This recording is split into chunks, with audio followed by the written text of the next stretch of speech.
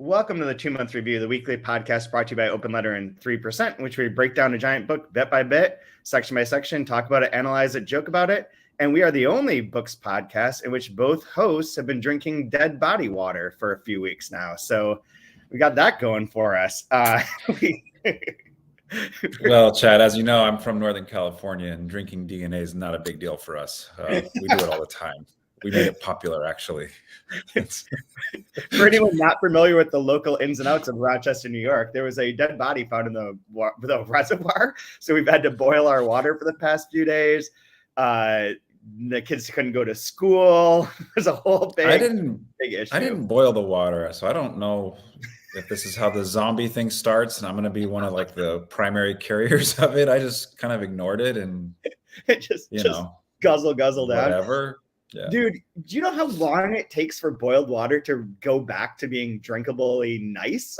like I waited, I feel like it takes like 49 hours for boiled water to become pleasant again.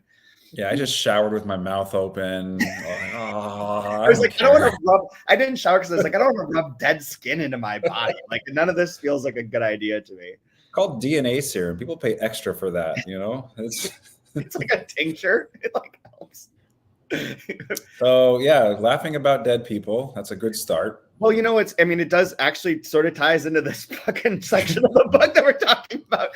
Because I'm not a trigger warning person. I know you're not like the biggest on it either, but this is definitely the trigger warning section, right? For this book. I mean, and truly, like, before I even started reading this, and we were talking about the dead body, I was like, well, you know, at least I know now how to make sure my suicide matters to my neighbors. I can just like time in the restaurant. They'll never forget who I am. They'll be aware. One way to make an impact. Yep. There we go. So we'll get into the book in a second, but I do also, today is the beginning of March Madness, which is all fun. Very fun. Yay. Is your alma mater in the tournament? Barely. They shouldn't be. They definitely should not be. But you did make it?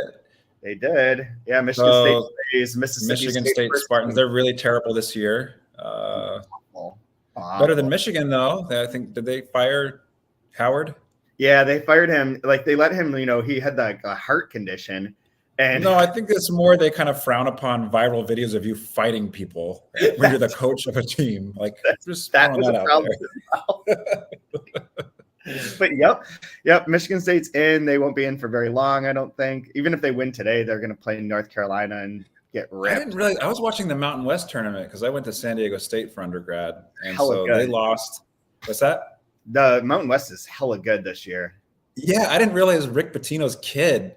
Yeah, Richard Pitino is that? Where is he? Like New Mexico State or something like that? I think that's right. Oh, that's cool. He's going to end up being at some blue blood program because of what he's doing with New Mexico State. But I thought that was really interesting. I made the same mistake last year. I didn't put San Diego State very far, and of course they go to the finals. And so this year I didn't put them very far, and they'll probably, just despite me. Yeah, all those Mountain West teams got seeded really low. From the podcast I listened to, they're like, this is bad. Like, this is the first time in a while that we've been like, this seeding is terrible. This conference committee made like big mistakes in various ways. So, but you know, that's the fun of it. So what's more annoying, fantasy football or the March Madness season? Fantasy football. I think it's March Madness. Really? For two reasons. Obviously, it's the same thing where like you research for 5 seconds and then you make these picks like you have any clue, like, who's the second best shooter for Northwestern Technical Institute of Alabama? Do you know that team really well? You feel confident with your, and then like, I knew they were gonna. You know nothing, and you're just guessing and whatever. And so that part of it's really annoying. But what's more annoying is the lazy rollout of every single publication ever making a bracket of something. Yes. Book cover bracket. But this whole bracketology thing that shows up with this March Madness, that's what drives me crazy, is the super lazy, and we're all guilty of it. If we ever have any content that we have to push out, it's March, let's roll out a bracket of the best name for book titles of 2024. Or let's do I want to do a bracket for the Copa America and women in translation deathmatch. Like, yeah. Yep. Awesome. Can't wait to watch this. Who's the 4 seed in that one? Ooh. That's why I hate March Madness. Valeria Luiselli checks in at a top spot. Cool. And I'm the idiot that clicks on it because I will click on it every time and I read it and I hate read all of it. And I cannot. And you go into a bookstore and there's a bookstore bracketology of here's what our staff, and it's like, yeah, and I do have opinions on this. Oh, it drives me crazy that I care.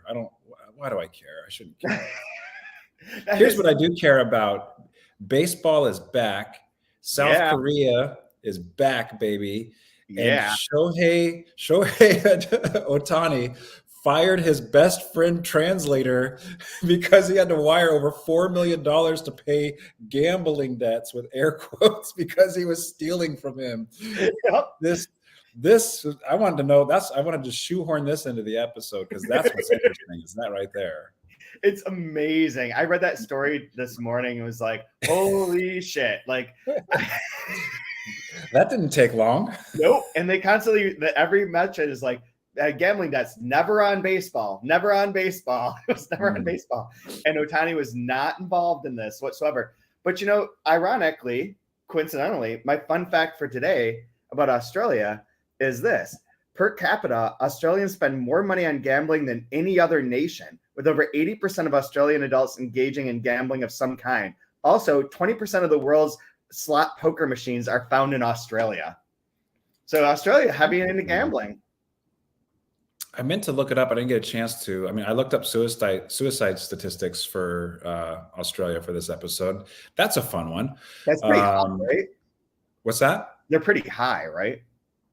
I don't know that, but as far as like First Nation and Aboriginals, it's what you'd expect. It's really bad compared to non-native Australians. But yeah, that's a whole nother can of worms to open up later. But I want to look up statistics maybe on the cook culture of Australia because I'm still not over this bluey thing yet. Is cucking a huge component of Australian culture? Well, not to spoil it, but next week we're going to have Emmett Stinson on. He's supposed to come on and talk to us about, he's Australian, and he's from America, I believe, but he's lived in Australia most of his life. And he writes about Australian literature and is a professor, very, very, very nice and smart guy. We can ask him. We can be like, how into cucking are you? In your native Australia. Yeah. What is the situation? Let's get somebody really smart that knows what they're talking about, and then just ask them about bluey and cuck culture in the chair. That's all I really want to know about. Forget. Absolutely, that's the way to go. Forget about the 700-page book we're reading. Which, to be honest, like I have some general topics to talk about before we get into this, but we are going up to page 198 today, and not to spoil or preface that, this book is difficult to talk about because there's not a lot to talk about. Like I feel like we're going to say kind of the same thing over and over again of like how the style works, maybe an overarching structure, but the plot points are like few and far between. There's nothing to really relay in this sense, which is different than a lot of the books that we've done where like there's been moments where you had to unpack like dense plotted things or like try and figure out what's happening. And this, it's like things are the same thing is happening. Basically, the whole section we read for today, it's the same scene, and that's a different vibe. Like, how do you discuss and create an hour or 45 minutes of entertainment when the book is like good? The book is good. The book is interesting, but there's not a lot of like detail things to hang on to. Topics. I have a question for you. And I don't know if you have a place you want to drive this section. I mean, obviously drive it there. But one thing that I wanted to maybe discuss, and you can decide if it's something worth discussing or when we should discuss it, was this idea of I don't know like what the generations are called, but in college right now, are we teaching? Is it like Gen Z? Is that where we're at? I think so. Sure. Somewhere in there. Okay. Yeah. I'm gonna go with that because there's the show Gen V on Amazon. Oh, yeah. But I know these kids are a little bit younger than like the Gen Z, but I just, from our experience, obviously you have kids yourself. I've got a 9-year-old, yours are older. And then we both are teaching in a university setting as well. And with that age group, which is a little bit wider, but like when I'm thinking about these two kids and how they're surviving what they're dealing with, and then I think about the college students and what they're dealing with and how, and like kind of where they're at and like where their mental state is. Do you see any like similarities as far as what kids are dealing with, what students are dealing with? Like, you know what I mean? Yeah, I do. Thinking about that now, not as much, and this isn't to dismiss the issues that students have by any means. Like, they have struggles, they have problems, everything's, No, it's your job to dismiss them, because you have deadlines and you have papers to grade. I don't care about anything that's going on with you. Every time they're like, well, I've been having that's the real talk of every professor that gets with another professor and has a drink. Oh man, these kids, I freaking can't stand them. They're the worst. Yeah, they're the worst. No, and then in public, this is such a great generation. They're so brave, and I'm really looking forward to see. And then it's like, and scene. Shit, I hate these kids. So much work. They're constantly struggling. It's like the hot mic moment with a politician. It's so great to be here in Birmingham. Good to see you later. Let's get out of this shithole. Mr. President, your mic is still on, huh? But it's interesting that you say, or to frame it that way, though. So, like, the situation with the First Nations people with the Aborigines part of Australia is pretty shitty. Like, especially after this intervention that. You think? Look, that like they're taking away porn and gambling and liquor and everything, and like really the government doesn't give a shit, and they have no the support. They're not recognized as a country, blah blah, or as their own like situation. That's really bad. Like, that's a really like legitimately difficult thing. But then the second part of it with Tommyhawk, who should always, his name should always have an exclamation point after it. Tommyhawk, he is troubled mostly by perception. Like, he doesn't talk directly about like the problems of living. He talks a lot about like, the news tells me everyone's a pedophile. So my brother's clearly a pedophile. This person's a pedophile. Everyone's a pedophile. And it's like a perceived thing. And then also like his reward, his idea of like what would be a good life is like having an iPad, being able to get online, having like this sort of connection, like getting a new iPad, the best iPhone, the best thing. Getting adopted by a blonde lady. Getting adopted by who doesn't want to get adopted by a blonde lady? I mean, to be honest, but or a brunette lady, I don't care. Like, just someone would adopt me. Just care for me. Can somebody please want me? Somebody want me as their surrogate like child. Like, I need a mommy. But like it's all perception based, right? Like, he doesn't talk necessarily about like the actual. He's not been molested. He's not been accosted. He's not had that sort of situation. It's more of like, I want X and I've been told Y.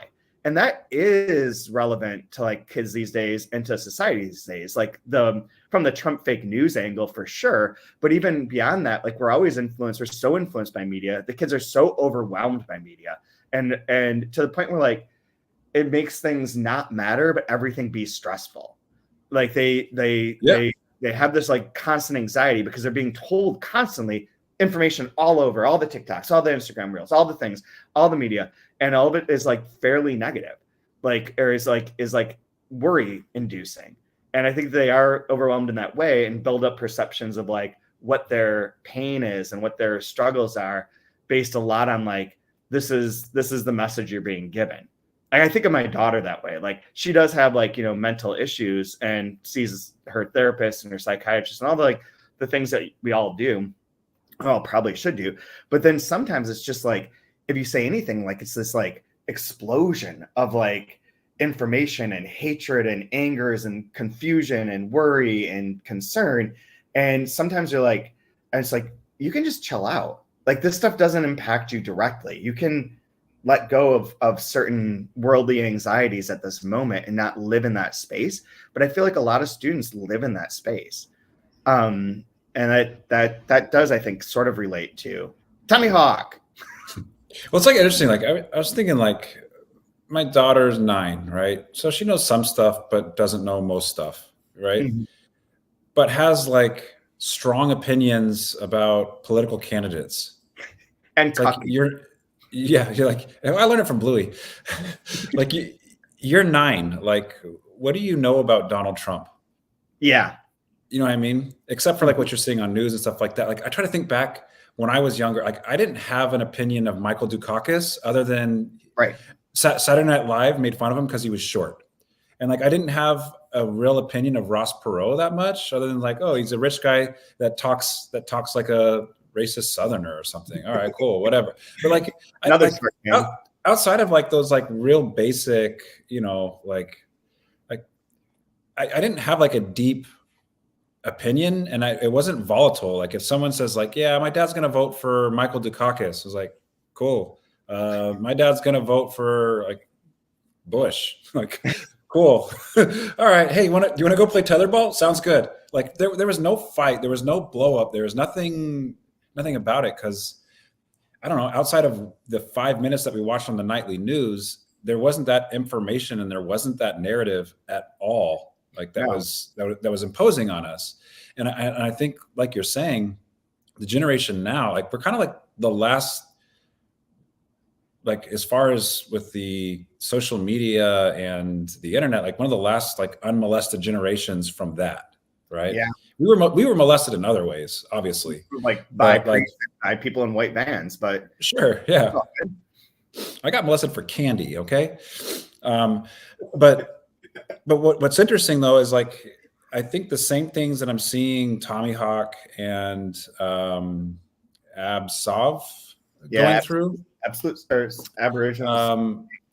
I'm seeing similar things happen, you know, to like the kids and the generation above that here, even this. And I don't want to get on this like, you know, soapbox about the internet being so bad for the youth of our children, but like you can't help but not see like you have to see like suicide rates are higher. There's so much more anxiety.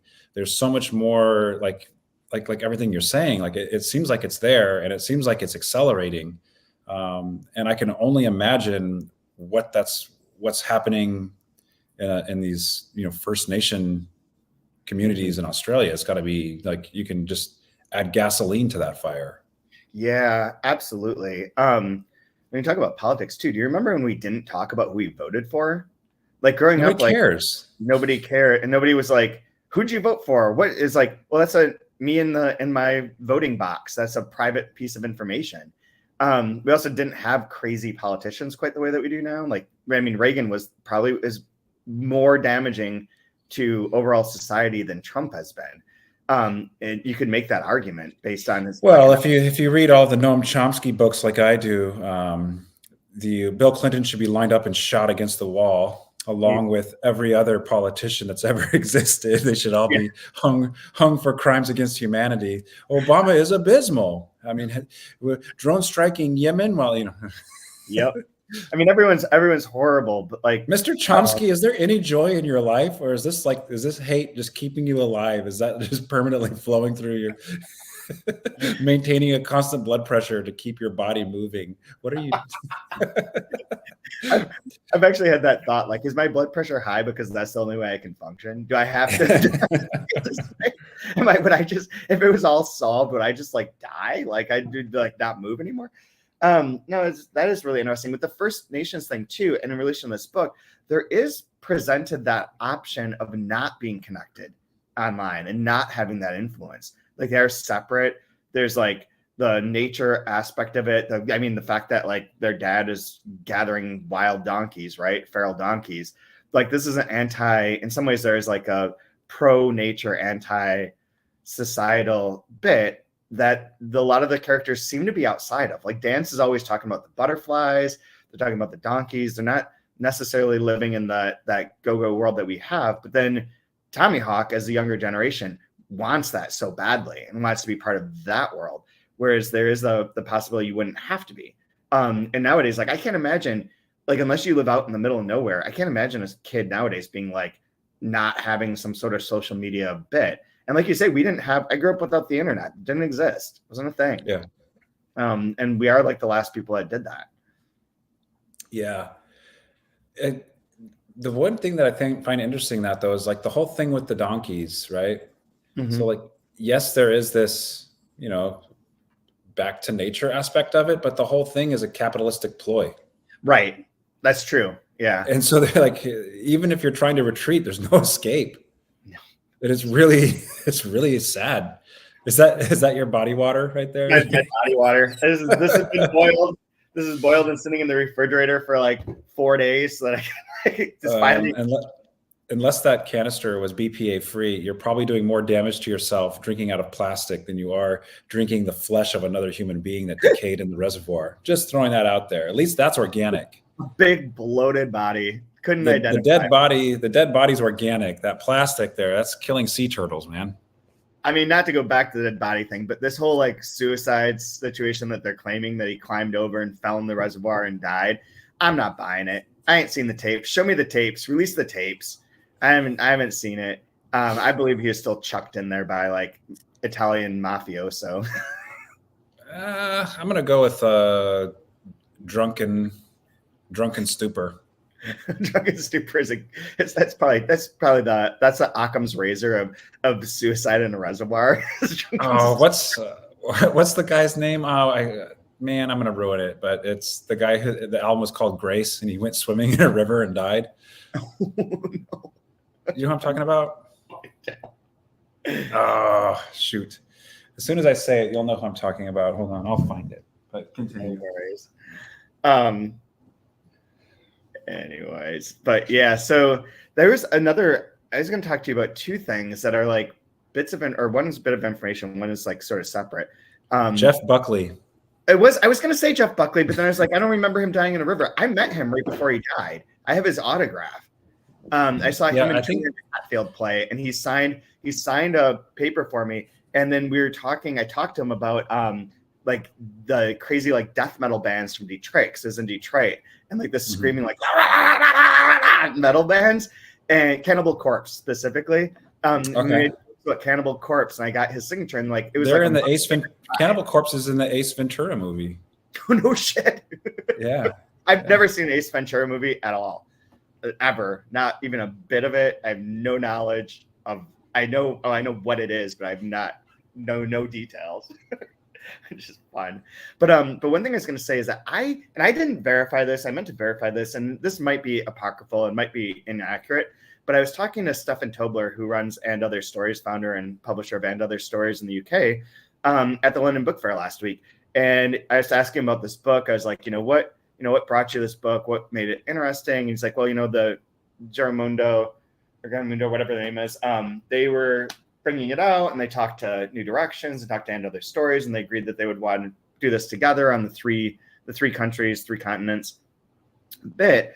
And then he said, well, we just printed their version, but supposedly, because Mika Chu, who works as a publicist and editor at New Directions, is from Australia, she did a pass of this book. So our edition supposedly is slightly different than the other two. And I don't know specifically what she did. I don't know that that's actually true. Like I never followed up on it, but the idea is interesting in the sense of like, this happens with translations rather frequently, more so than books written in English, is that like the UK and the US editions might be totally different. There might be like there's a Sarah Mesa book that's coming out in the UK from Pyrini that we published here, and they've changed it.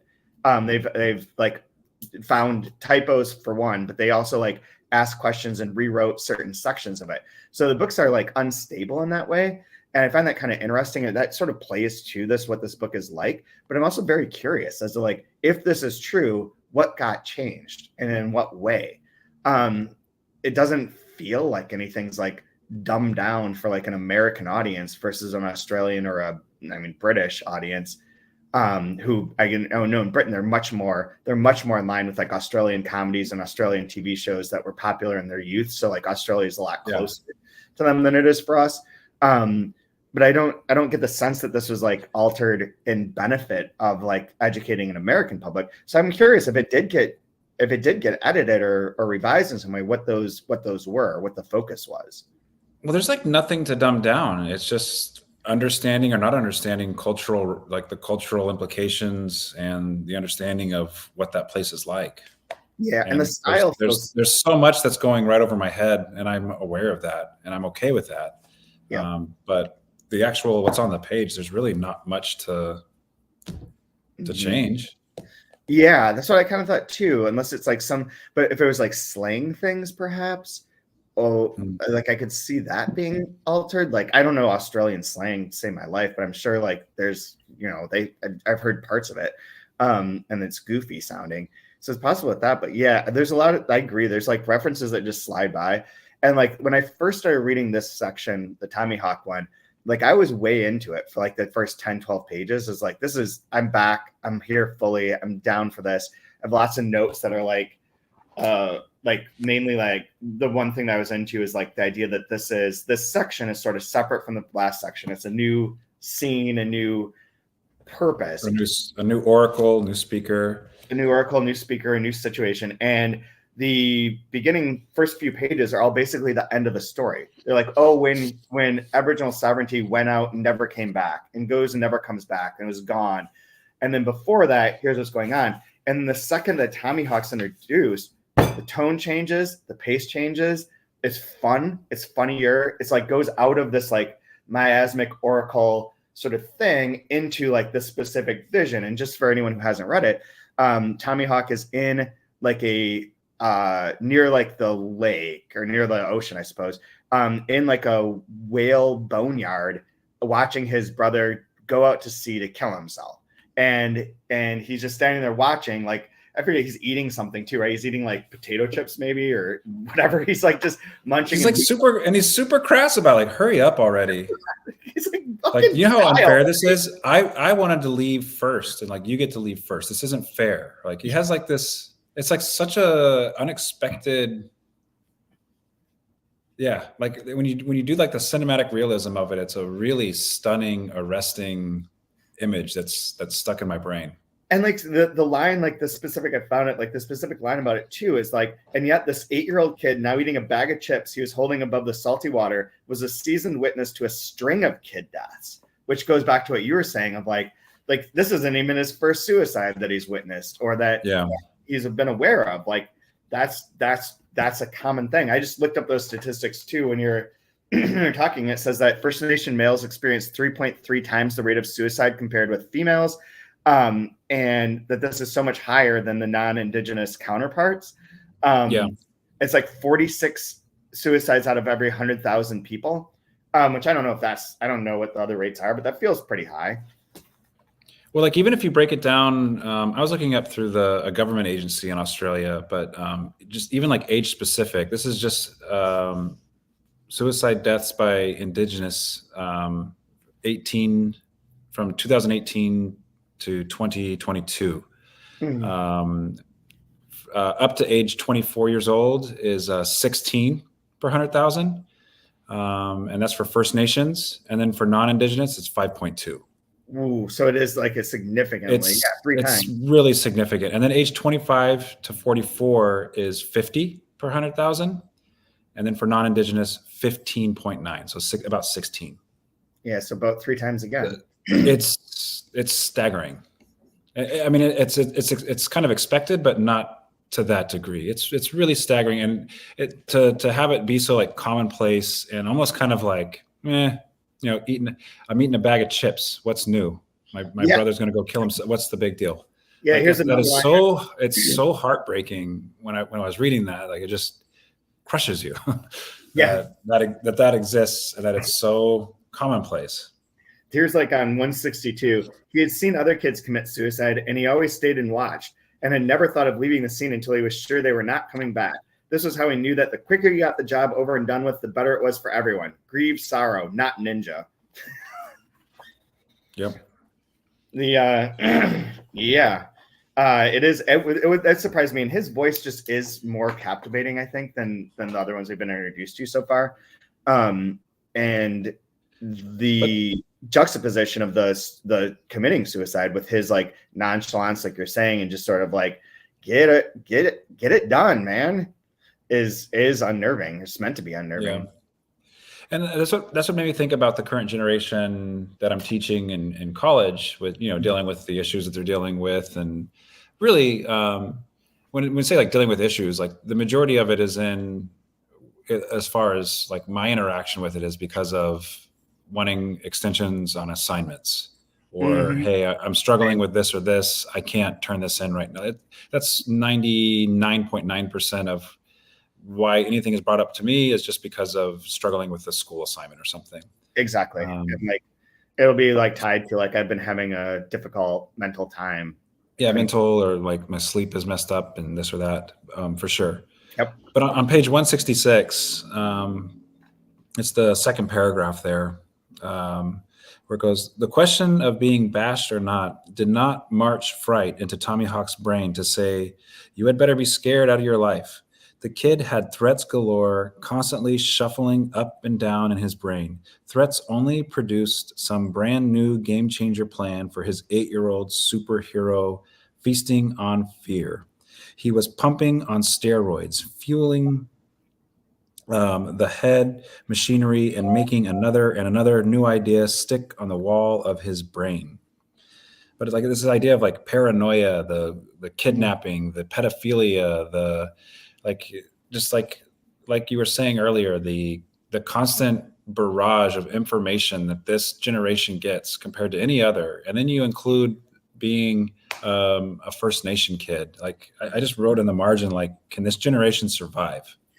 Because it's such a new threat that's completely different than what others have had to face. And I feel the same way with like, our current generation of kids. Like it's the acceleration of what's happening is so new and so different than anything that I had to deal with. One, like I don't know what to do or how to help it. And then other than just kind of like sit and listen and ask how I can help. And then to apply it to what we know about these kids and their parents and what's going on with everybody so far in this book, it's just absolutely heartbreaking. Yeah, it's very true. The fact that it's told in such a non-dramatic, nonchalant way only heightens that tension and only makes it more impactful. It's not melodramatic. Like this is the furthest thing from melodramatic you could ever get with such a serious topic. I had a moment. So like you've watched The Curse. I think everyone who listens to this should watch The Curse. It's very interesting TV/anti-TV. And there's a moment in the finale of that where I was like, is this all going to be one big dick joke? Like, is this what the point of this whole show is? Just to like after the first episode with the Cherry Tomato Boys and the small penises, they're showing on screen, probably CGI, but nevertheless. And then like when the baby is born at the end, I was like, is this going to be like he's going to just have a giant hog and this is going to be like one weird dick joke? And I had that same thought as I was reading this when I'm like 194, it's like, he's talking about texting the president and like being like, oh, this is going on. Then say, give me my iPad, give me my thing. He's like, how could he just tell her important eminence that Aboriginal sovereignty had disappeared in the sea? And I was like, is this all set up as a joke for like, oh yeah, Aboriginal sovereignty is over. We're done with Aboriginal sovereignty. You don't have to worry or think about that anymore. Is this just like a sort of bad pun joke? Well, it's hard not to take things like super allegorical, right? Because of the names. And I'm trying not to, but with the capital, capital A Aboriginal, capital S sovereignty, right? And then the struggle that Aboriginal sovereignty is having in Praiseworthy. Like, it's really hard. Really in real life. Just be like, hey, it's gone. Aboriginal sovereignty ain't a problem anymore. It's done. Yeah. It's over with. That's a weird phrase to be speaking. But yeah, I had that thought as they're going through. But you're right. Well, even like a name like Cosman Steel, like that's the one we're gonna have donkeys, but I'm still gonna make that $1 million. I'm gonna be the richest. It won't be. it won't be the Cosman steel. It's going to be, you know, gray donkeys that are gonna cause this industry to boom. Like it's really difficult not to. I feel like it wants to be read that way, but I'm not sure if you're supposed to read it that way. So I'm trying to play both at once. But it is interesting because it's a book that it does have serious topics, like the suicide thing, like the donkey thing is like a real problem. Like there's the Aboriginal status of like the people, obviously all very real, very important problems. And at the same time, it is so jocular at times and like winking, and like sometimes the jokes I don't think land necessarily, but there are constant, it's like a barrage of jokes. And that sort of like the methodology of how this is written, how she's written this, is to like throw all that stuff out there and keep coming at it in different ways. So it does like it's hard to find your footing at times because there is like the seriousness of it and that constant joking in the process of it repeating and repeating and repeating. I mean, there's only one scene in this section that we read. It's him standing there watching his brother try and drown. There's nothing else.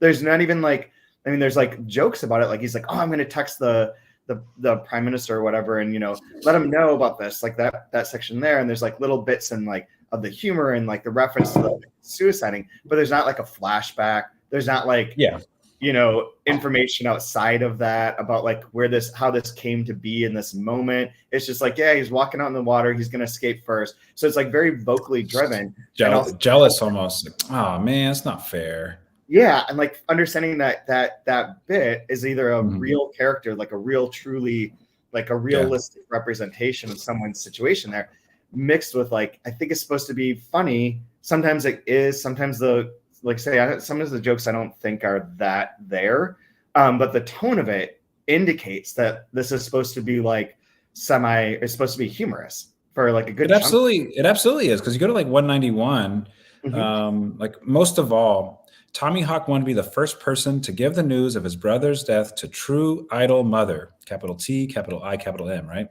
The patron saint of all Aboriginal children. She was the greatest white lady on earth, with the golden hair, who was the boss of Aboriginal people. He had heard that her benevolence radiated like holy statue rays of sunshine from her head, and those lightning beams were capable of locating any residual joy sense left in the world, a rare thing that had remained closeted away in this child's mind. Like, it's like, oh, I can't wait. I'm gonna be the first person. I'll make sure that it's like, it's a satire. It's a big joke. But I mean, obviously you're taking something that's like heartbreaking and terrible and awful, but also a reality. But like, if that's all you have and that's all that's given to you and that's the pill you swallow, like there's this saying, like, if you can sing a song about it, you can survive anything, right? It's like this idea of like, why do like slaves that are enchained, why do they sing songs? It's because you've taken absolutely everything from me and every strip of humanity I have, but you can't take away this joy I have inside me. Like, I'll keep that. You can take everything else, right? Like, same thing with like a sense of humor. Like when I was watching that guy on the Indian reservation in the Crow Nation, and he's like making fun of the white guy, like many a hose. So he's like, just fucking get out of here already. And like they do it with a joke, right? Yeah. It's like you have to, like, when everything's taken away, like you have to maybe preserve a sense of humor. And like, to be honest, like to pay attention and to understand the Aboriginal context and like what they're going through as a people. If it were just like deadly serious and just like facts and here's like the bleak situation after bleak situation, it would be truly an unreadable book. Like in the sense of like, it would just be so painful and like direct and whatever, but with the humor and with the flow and with the like the repetitive bits to it, it's entertaining and it's giving you that vibe, but you're captivated because it's entertaining. It's sort of like, have you watched Reservoir Dogs? I know of it. I haven't watched it though. Sorry, not Reservation Dogs. I always screw that up. Yeah, that show is, you know, it has a lot of the bleakness of living, of being a First Nations person in America. And it has a lot of the bleakness, a lot of the troubles, the alcoholism, the health problems, a lot. But that show is like straight up comedy too, and a lot of it. And like, it's very fun to watch. And at the same time, they're like imbibing like bits of this culture and getting like a better sense and it really gives like a humanity and like good look at Native American life. But it's low hanging fruit, but it's like when you read the work of like Sherman Alexie, right? Yes. He obviously understands and has lived through, the tragedy of reservation life, but decides to do it through a lens of humor. And like, he can make you laugh before he makes you cry. And the crying is so much more effective because you've been softened up with the humanity of humor. Yeah. And you see that with reservation dogs. You see it with the way they tried to handle the Indians that were in The Curse, for instance. Yeah. Right, where they're like where they're taking advantage of this like bleeding heart liberalism of these like rich white people that come into their land, right? And oh my God, that's so amazing, or whatever. And he's like, yeah, this is just some trinket I got at a gas station. Here you go. That whole plot line is so interesting because it gets dropped in various ways. I could talk about that show forever. I think it's absolutely, I can't wait to rewatch it from start to finish now that it's over. I thank the Great Mother for this verde burrito. Yeah, exactly. Burrito is so nice. And she's like, oh, that's amazing. And he's like talking about to the pinto beans that gave themselves for this burrito. I thank each pinto bean. And she's like, oh, wow, that's so incredible. That's such a funny scene. I love it. Reservation Dogs, one of the bits that they do throughout is every time they greet each other, they're like, welcome, uncle, cousin, brother, father. Like, they always like include all these like relational names. And that reminds me of this book too, of like, I wouldn't be surprised if at some point it's like, hello, brother, uncle, cousin, father. Whatever, you're here. Oh God. So I'm gonna have to go because I have to go teach my class. But you have any final thoughts? What's your line of the week? I wonder if we have the same one this time, actually. Mine is a trigger warning for anyone listening who can be offended by language. But mine is, here it is. Instead of being at school, he was watching his big brother, Aboriginal Sovereignty, taking forever to commit suicide, who was wanting to die like the butterflies and wasting his time to get out of this world, and it's almost bored Tommyhawk to death. The boy, remember, was totally modern, fast. He fumed under his breath. Hey, dude, can't you move quicker, you dumb cunt? Oh, no. Yep. I'll piggyback on that one, right? Page 181. He was stealing the show of the person who had dreamt about escaping from Praiseworthy first. It wasn't fair. It was really unfair. I wanted to go first. That's the sadness of the world that we're living in here. Only 600 more pages of it. Well, we'll get there. So for next week, we're going up to 264, which is the end of this chapter. The end of what's the name of this chapter? Oh, the censor. So the end of the censor, it's up through 264. So we'll see how this particular bit resolves. And I'm getting the sense that this book is like a series of like almost like vignettes. I feel like we're around a fire and each oracle is taking a turn. And this oracle is obviously focusing on the children, right? Whereas the first one was the adults.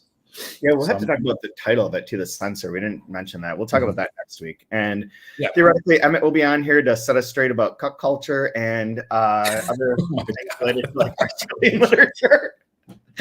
But until then, smash that like button, right? Like if you want more wonderful culture, wonderful information about cuck culture in Australia, like, subscribe, tell your friends, support us wherever you can. Rate and review. Let's get more. Until next week. We're out of here.